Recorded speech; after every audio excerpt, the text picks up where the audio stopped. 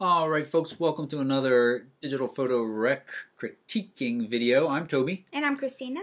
And as we have done in the last couple of weeks, we look at the images submitted within the last week since we last critiqued and run a random number generator and pull out 10 images from that group, randomly picked, and then critique them on things like their technical qualities.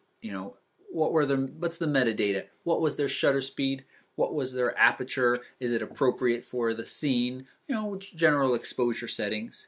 We look at the composition. Where are the leading lines? Did they use the rule of thirds in such a way that it makes the image more powerful? Did they break the rule of thirds in such a way that it makes the image more powerful? Or is it just a jumble and we're trying to figure out what the subject is? And then kind of what does this image communicate? Does it feel like a snapshot, or is it really, it shows you a season or love, or I'm getting really deep. So I'll stop. Sounds good. Sounds good. Okay. And again, just love the fact that you all just are submitting. We are trying to critique as many as we can, and keep on submitting, and don't be intimidated. As I said in the podcast the other day, I'd be a little intimidated to put my work up here, but we want to see everybody's work. That's how you get better. Exactly. Right. And so we are starting it off with something that I hope we see around here in the not too distant future, some crocuses. This is from Martin, Magentas Rising. Don't know if I would use the word magenta for that. It's a little purplish. It's a little purplish. Purple. Okay. So, we are going to pop over here and look. He took this with the 70D and the 40mm pancake. Love that lens. It's wonderful. You can get quite close. Shot it at f2.8. That gives you this nice blurry background or bokeh, which was one of the words we actually did not define in our podcast last week when we were talking about defining photography jargon and terms. And that was a big one that I meant to even. 1/250 of a second, ISO 200, all that looks good. Exposure looks pretty good. I just wish that, I'm not sure what I wish. I wish that these were isolated a little bit more and a little bit sharper. It almost feels like the grass right here, it feels like the focus is off just a tiny bit to me. But otherwise, I think it is a quite nice image. Maybe I don't necessarily mind out of focus objects in front of the focus. It adds a nice layering, kind of gives a 3D depth to images often. But in this case, there's just a little bit too much in focus right here that I think is subtracting from the image some. I like this image a lot. I think that in terms of the camera settings that were chosen by Martin, they were very thoughtful, and he was trying to isolate the crocuses. So yeah, I mean, 2.8 was the right aperture to do that, and the picture looks properly exposed. And yeah, I think in terms of technical abilities, nice job overall. And I really like the composition. I think that's the strongest point, I think, of this photograph. It's just really nicely composed. In terms of where my eye falls, it falls right on the crocuses as soon as I look at this image, which that's where they should fall, and then they kind of gravitate to the leaves, and then to the leaves that are, or the blades of grass that are a little bit more out of focus. And so nice composition. And in terms of content, yeah, bring on that spring. I'm really hoping for some warmer days here anytime now, please. Kind of sick of winter. Thank you, Martin. Okay, so we got this one from Ian Packer here, Underfall Yard. Taken with the 18-135 at 24 millimeters. This low light shot looks like you stabilized it, and it was at 5 seconds and f9. I like the lighting and the color here. I'm not sure if you did any post-processing to it, but the texture of the wood and the way it's lit, I think it's very nice. That water, very still looking because of that 5 seconds, smooths out those ripples. I think this is a neat image. It is a little busy. We got this wood coming in on the left, just kind of sticking into the frame. We have the pile of wood on the right, and we're seeing this glimpse of water down through there. I think I would like to see this perspective shifted just a little bit to the right, so we didn't have quite that big chunk coming in on the left. I'm talking about those pieces of wood used to hold up boats with the bits on them, or make that more of the focus and kind of have the glimpse of the water in the background. But you know, I love the exposure, I love the setting, I love the kind of smooth sky with just a little bit of texture to it. And this, I think, communicates a really neat feel, this kind of dusk is falling time. Yeah. Yeah. I think I would disagree about the composition. I think the composition is perfect. Nothing's really cut off at any weird, you know, spot, or nothing. It just feels very well done, very well thought out. The composition, that is. And I think that, yeah, the mood of this image and the feel of this image is really what makes it such a great photo, because the contrast of the kind of magenta-y lights with the blue of the dusk just It's kind very of... nice. Yeah, it just works really, really well. And you said the word busy, and as I was looking at it, that is the word that came to mind. And busy, to me, is usually a negative word that I would use to describe an image, but I think this was done really, really well. I think busy really works with this image, so I'm going to disagree with you on the busy part, or rather not disagree, but just say that that's what makes this image strong also. Okay. Great. Thank you, Ian. Moving on, Stone from Rob. Keep landing on that. So, taken with the 55 to 300 at 300, so quite a zoom. And 1/100th of a second at f5.6. Now, the 55 to 300 is a stabilized lens. I'm going to assume that stabilization was on, or that you're on a tripod. And at our view available to us, it looks sharp enough. It looks just a little bit crooked to me. Well, no. If I kind of judged in this area, it seems crooked. But then if I look at this line against the top piece there, it looks as straight as it could be. It's an interesting image. It has some nice texture to it. I may have brought up the light a little bit on this right side, or dropped it a little bit so that we get a nice contrast of in the shade, in the light. As it is in the middle, it's kind of in the middle between that, and ends up being just a little bit muddier. But look at that. Hey, Maryland. I'm a little familiar with Maryland. And otherwise, I think it's, you know, an interesting capture of some neat stonework. Yeah, I think don't really have much to add. I kind of agree with everything else you've said, other than the fact that this image doesn't really draw me very much. It's just kind of, you know, a shot of some architecture. I wish that there was more content or context surrounding it.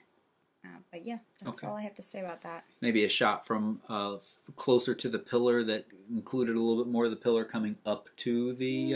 Maybe. I'm just not crazy about like architectural photography in general. Okay. So it's just a personal opinion, I think. Mm-hmm. But yeah, I mean, everything you said sounds just about right in terms of the composition and everything else. Okay. All right, moving on here. You can start on this next one. Homeless from Iskalstad. A homeless street musician.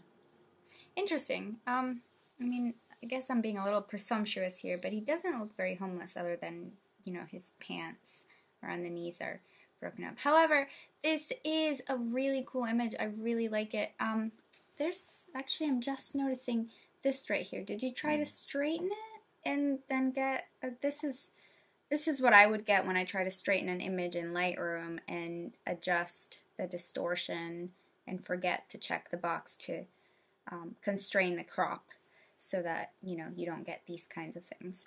But anyway, the horizon line's a little bit crooked on the back here, so a little bit more distortion correction would probably have fixed that.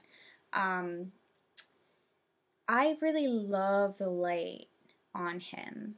It's really interesting because it looks like there are really hard shadows which can mean that this was taken outside in full sun, but at the same time, the light on his face still feels really, really soft. So either it's bouncing back from a really bright light source on this side of him, or I'm not really sure how you capture this type of light. But it looks very cool. It's very moody, and I guess there's no metadata, but Yeah. but yeah, I mean, I love the exposure and I love the choice of black and white. Kind of makes it feel like an old-timey photo. Other than changing the distortion, correcting for distortion, I wouldn't change anything else, I don't think. Yep, I think it's a great photo. Being really picky, we got a little bit of the shadow here cut off. If it was a bunch more, that would be fine, but it's so close to being the end that it bothers me just a little bit, but that's being picky. The light on his face is excellent, really, really nice, and so it doesn't matter that it's bright over here, but it's still not blown out, so that's fine, and dark over here because his eyes are catching that light and his face is lit up very, very nicely. I too am intrigued by the fact that we have a very hard shadow here, which means the light was a very bright, hard source of light, was not diffused in any way, but the exposure on him is great. Very nice. Thank you, Iskalstad. I think that might be first name. Well, thank you. Moving on, we got Edward's Path in the Snow. Looks like something we might see around here. Taken with a T4i, taken with a 28 millimeter at 28. Well, it's a prime, so it's going to be taken at that. 640th of a second, f8, ISO 250, which tells me you had ISO on auto ISO, which isn't necessarily a terrible thing. Sometimes letting the camera decide that for you is not the best, but it's fine here in this case. This is a nice image. I really like the way these birch leaves are catching the light and are just kind of all lit up in golden. I can feel like I can hear this in my mind if I was standing here, all of those dry leaves rustling in the wind. We have this nice path up through here. Some of this snow here is blown out, just a little bit so bright that we've lost some detail in it, but there's really only a few patches. Most of it we have. These shadows look a little bit on the blue side. I think, if I had to guess, I think you brought up the blues in this image to blue the sky. And the sky looks quite nice up there, almost a little too blue, but I think you could have gotten away with it a little bit better if you had not done that over the whole image, but just in the sky. And that's something in Lightroom. I don't want to make the assumption that everybody has Lightroom or that everybody needs to get Lightroom, but it's the editing tool that I'm most familiar with, and there you have the ability to change the color, temperature, and increase the saturation over an area and do it as a gradient over that area as well. So you could have increased the blues up here and faded it down so that the snow did not get as blue. But yeah, I think it's a neat shot. I like this path, and I like the glimpse of a house up there, the idea of something, the path leads to something. Yeah, I think you've said it all. Okay, great. Thank you, Edward. Moving on, Mayday from Neo. This is a really cool shot. Really cool. The lighting on him, on the musician's very cool. And let's look at the settings here real quick. All right. It looks like your ISO was really high and your shutter speed was also really fast. So maybe you could have switched the two a little bit. If I had to... But I don't see a whole lot of noise here. I think maybe if we zoom in we might see more, but I don't see a whole lot of noise, so that's very interesting. So I think it's fine. And I think, what makes this photo is the subject and the light, and it all looks really, really cool. And these glow sticks. It's a very cool shot. I know that this is something you probably couldn't control at all. I'm sure you couldn't control it. But this is a little bit, it's just a little bit slanted. But honestly, I don't think it's a big deal. I think the exposure is perfect.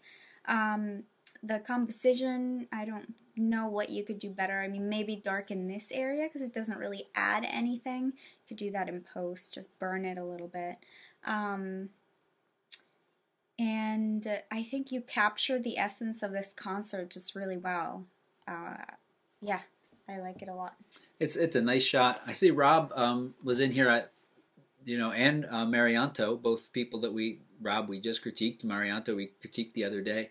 I love that you all are in there suggesting and thoughts. Rob suggested maybe removing a couple of these blue lights, or maybe just this one, kind of half on, half off. I like the idea of if you removed all of these, then you just have the silhouette of sea of people, and then the swoop of everybody with those blue lights off in the distance. Yeah, that might look cool. But it is a very cool shot. I am going to guess and feel pretty confident in this guess that you were shooting in AV mode. And you had been shooting this whole concert and really had to raise your ISO to really capture.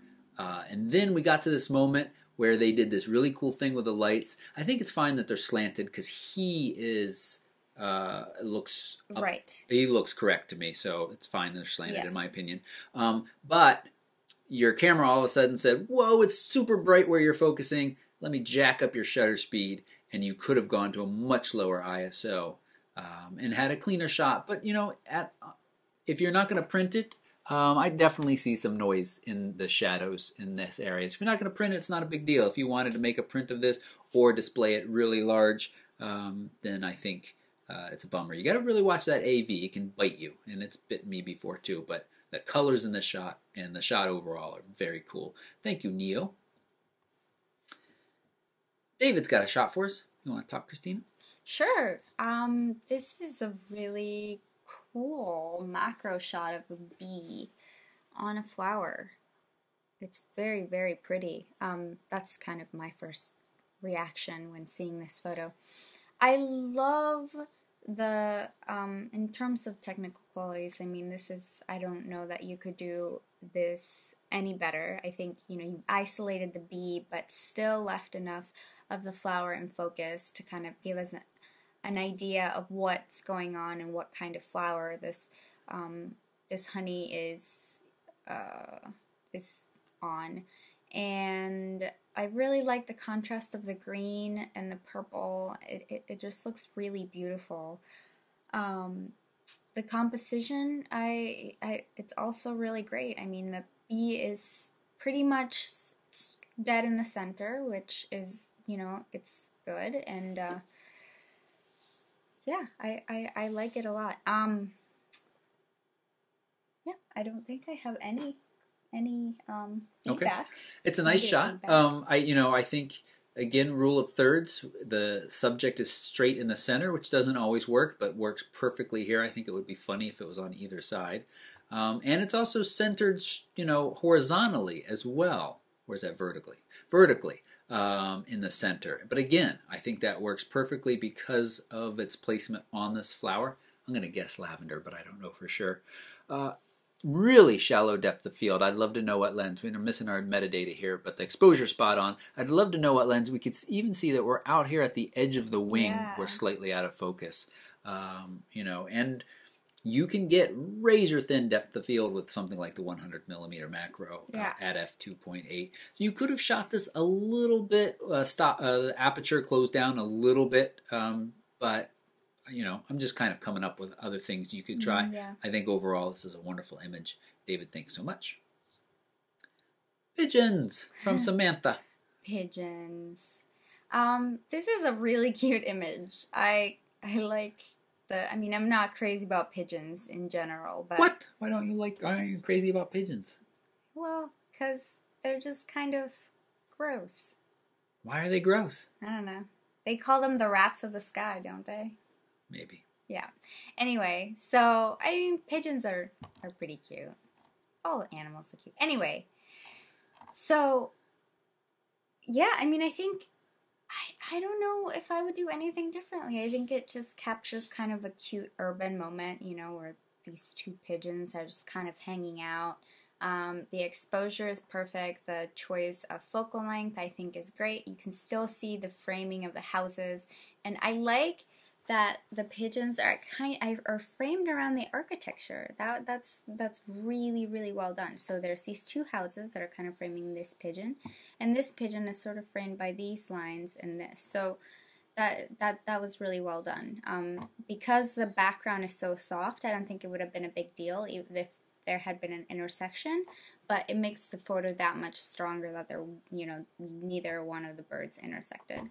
I think to take this photo just a step up, I would crop these things right here. That was going to be my one suggestion. Yeah, but other than that, it's awesome. I like it a lot. It's great. I just like the comment, and I'm pretty sure that Samantha did not plan to frame them so nicely. You know why? Why? Because she took this from a moving car. Oh, well, there you go. Well, but it came out really well, Samantha, and I would just say I saw her comment up above that she just said goes that. to show you that sometimes a little bit of luck is all you need. Yep, to make that's a great true. image. But yeah, I would crop out those little bottom bits of the bridge that go through. They don't add anything to the image, but otherwise it's really nice, and this guy is great. And if you were in a moving car, then that's even more impressive because it is. to be able to get this image in the composition and all that. Great job. Worked out well. Nice job, Samantha. Thanks for sharing. Oh, this is the one I comment. Oh, that's why we ended up with that other one. And then we have Susan's. Who's going first? You can go first. Okay. Sunrise over Stone Mountain Lake, Georgia. Stone Mountain Lake. So this is taken with a T4i at 18 millimeters, 164th of a second, f3.5, ISO 100.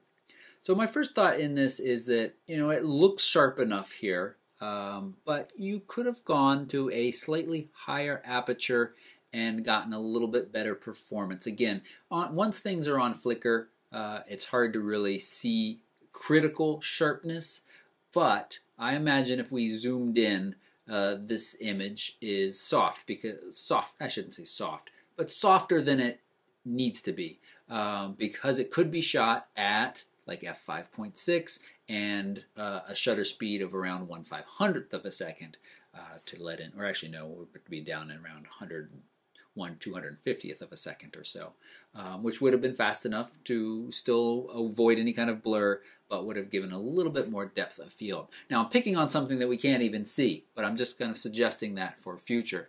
I think this is a nice shot. It's a little busy.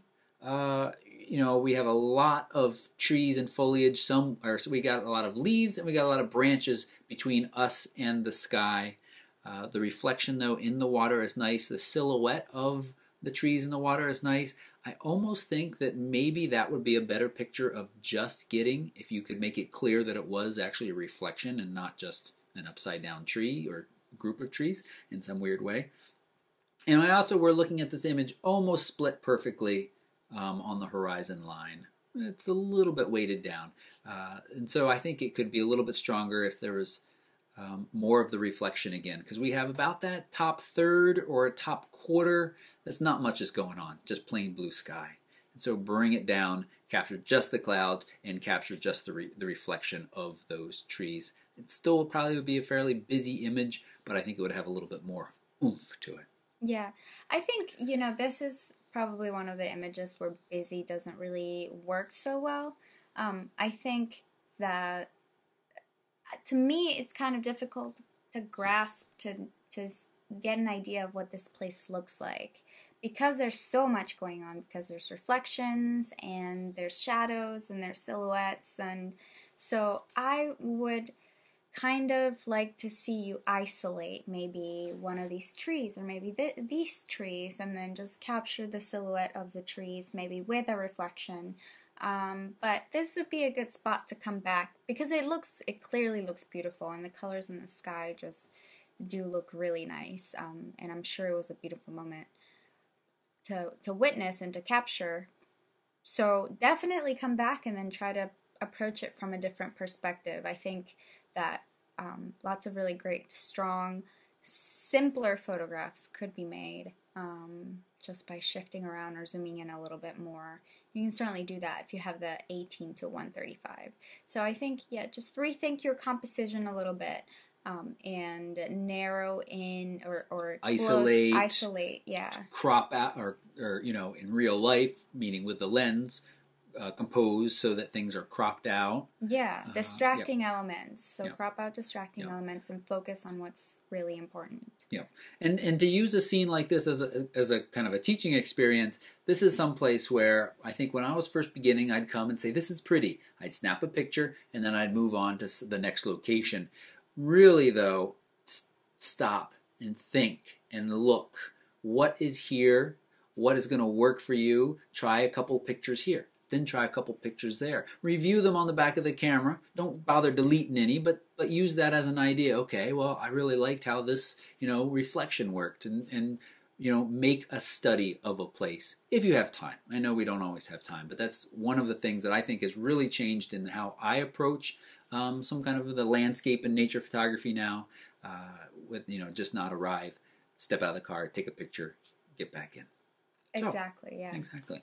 All right, thank you so much, Susan. So what we did last time, real quick, we just have a few more minutes to wrap through, is speed critiquing of anything else that catches our eye. I like this. What do you like?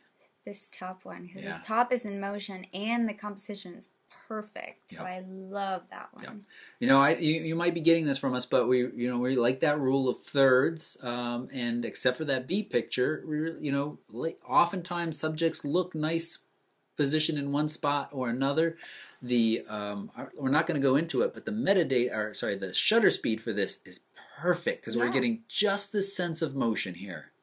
And everything else is tack sharp, and the lighting is beautiful, and love that image. Very nice. This one over here grabs my eye. Here's violating that thing that I just said about putting subjects on the left or the right, but this works. This is just a very nice path, straight down, composed nicely. Not too much foreground and not too much top. So it looks great. What else grabs your eye, Christina? There are a lot. I like the orchids a lot. I love the colors in that. No, not that's that iris. The one below. Down here. Yeah.